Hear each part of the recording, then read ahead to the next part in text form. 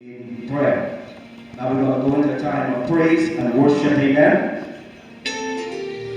We still can praise God. Because in spite of it all, He's still God. He is still God, amen. So we're going to honor this time, amen. Our praise take the come as we worship our God. Come on and shout praise the Lord. Come on and shout thank you, Jesus. Come on and shout thank you, Jesus. As we come to celebrate Pastor Missick, I want you to stand and let's give God some praise because she was the praiser.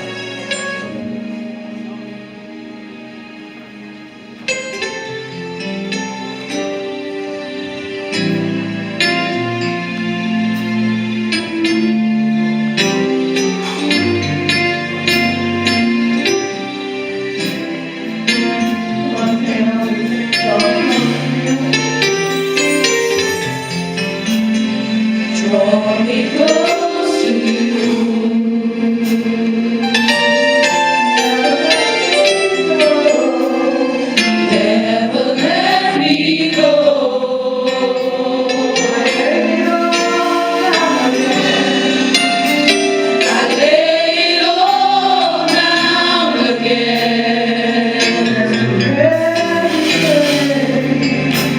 To hear you say that I'm your friend.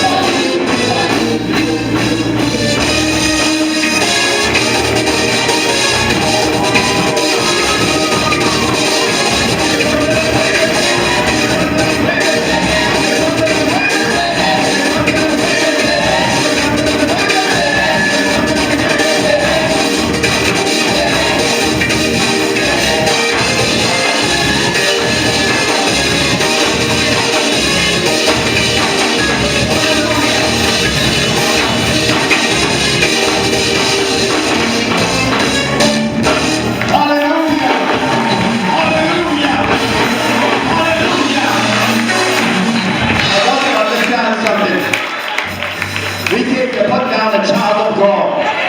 We came to put down the woman of God. Blessed are the dead that die in the Lord, for they may rest from their labors, and their works do follow them. If this house of our earthly tabernacle will dissolve, we have another building, eternal in the heavens, not made with hands. This is a woman of God that we're putting down today. Absent from the body, present with the Lord. Amen. You may be seated at this time. We're going to go into our first scriptural reading, and we're going to call the first scriptural reading, which will be taken from the book of the Psalms, Psalm 90, and we're going to ask our son, Sonia Missick. He's going to come and do the scriptural reading for us.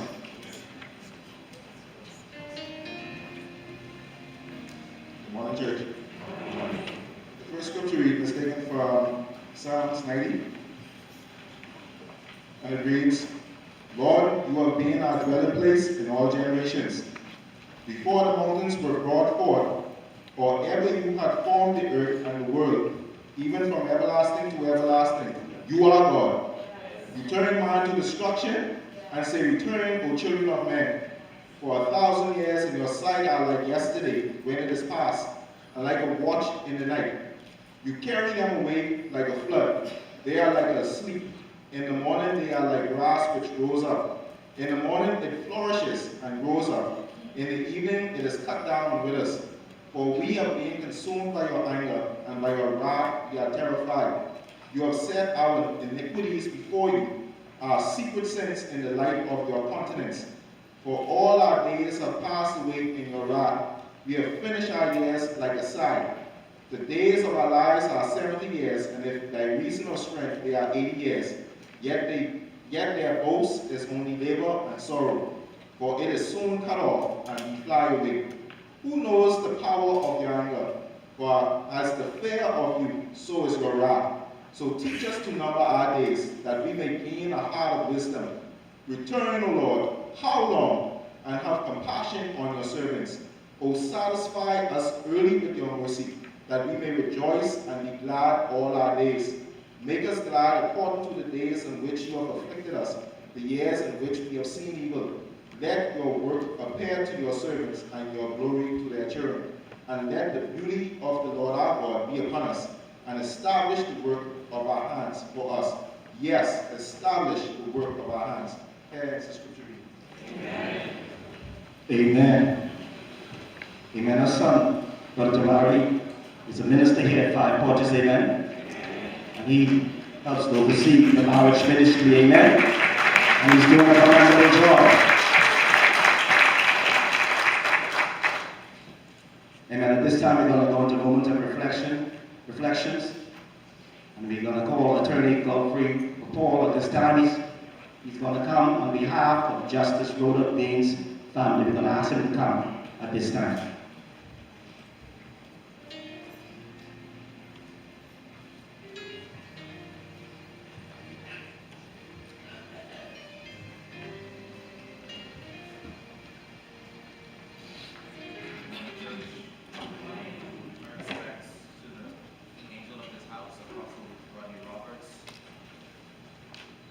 The leadership team of this church, I want to acknowledge the presence of Justice Rhonda Bain and Justice Bernard Turner, who are with us today, magistrates of the Supreme Court, registrars, esteemed attorneys. Church, good morning. In January of 2014, I entered a new phase of my life where I thought I was just starting a new job and a new career arena. But in fact, to be quite honest with you, I entered into a family of people of purpose and of godly character. Sonia Missick was one of the first people I met on my first day. Today, as the youngest member of what we called the Bain family, the family that was a part of the chambers of Justice Rhonda Bain, I have been tasked to say our final goodbyes to our dear sister and our friend. I do so now. Our family of work colleagues comprised of several persons who were employed at the judiciary. and mainly worked in the chambers of Justice Bain. Sonia Missick was her faithful secretary at that time for up to 6 years and stood by her to the very end. But there was also Janet, the ever so lively clerk of Justice Bain. There was Patrick Gordon, her aide, and later Corporal Roberts. There were stenographers Calvin Johnson, Carmel Street, DeAndre Robinson, now McKinsey, Stacy Rowe, and LaVon Adderley. And there were our court marshals, Levon Miller, Randall Watkins, and Sergeant Thompson. We shared birthdays together and all important moments of our lives together. Also along with us, in the chambers of Sir Michael Barnett, the then Chief Justice next door, was our close friends Roger Smith, Beverly Neely, and Nolan Scavallo. We were all a family. I was the law clerk to Justice Bain. Missick was the center of our lives. She was our spiritual guide. She was our confidant. We miss her every day. She was the epitome of a Christian. She was the most devout woman one could ever meet. Just as she was in her home life and to her church, she was to us on the job. What a testimony. Here are some of the reflections of her colleagues. I begin with LaVon Adderley, our court stenographer. She says, I can't recall when I first encountered Sonia Missick, but I know our relationship as colleagues blossomed when I was assigned as a stenographer in Justice Bain's court. I fondly remember this quiet yet strong person who was passionate about her duties and even more passionate about her God. She never liked being the center of attention, an exemplary role model and employee. I often told her I'm going to nominate her for Employee of the Year, hoping she would give in. She would respectfully, however, decline, even though she deserved that and much more. Fortunately for all of us, she was paired to work with Janet Smith, who, although seemingly polar opposites, they brought out the best in each other. This is where the Bain family, as we became known, started. It started with smoothies in the morning, Ms. Missick cutting up the fruits and the greens, and Janet was in charge of all the blending. Robbie was the official taste tester when he decided to come.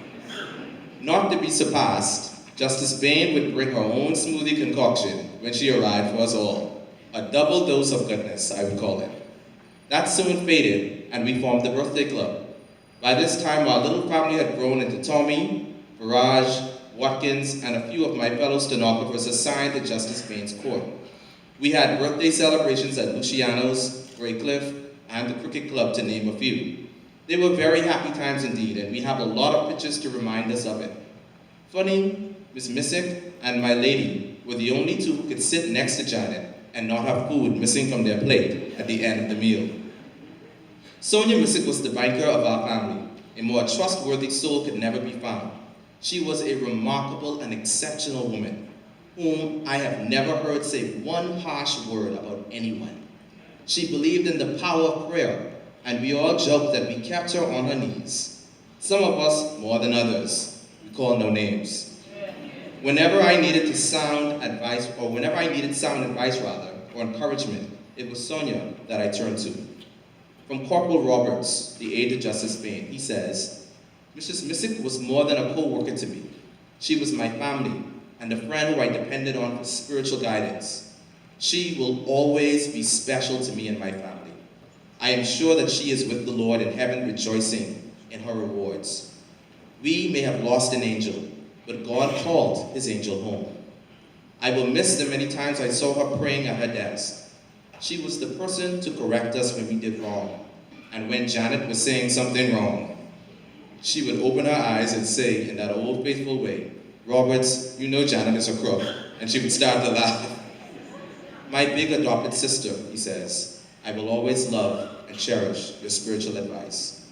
From Katrina Sayers, our court stenographer. She says, my first encounter with Sonia Missick was in 1990 when I joined the Office of the Judiciary. At that time, I was assigned to the appeal section, which was housed in the Trinity building on Charlotte Street.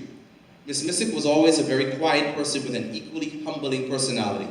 She sat at the cashier's cage and performed her duties in the most efficient manner. It was undoubted that Ms. Missick was a child of God. Before the workday began, Ms. Missick, along with Bishop Coffey, Bishop Roberts, as he was affectionately called at that time, and the crew would have daily morning devotions. She could be seen reading her Bible during her lunch periods. Miss Missick seemed to me to share a special bond with Ingrid Hunter, and my special name for them were the Bopti twins.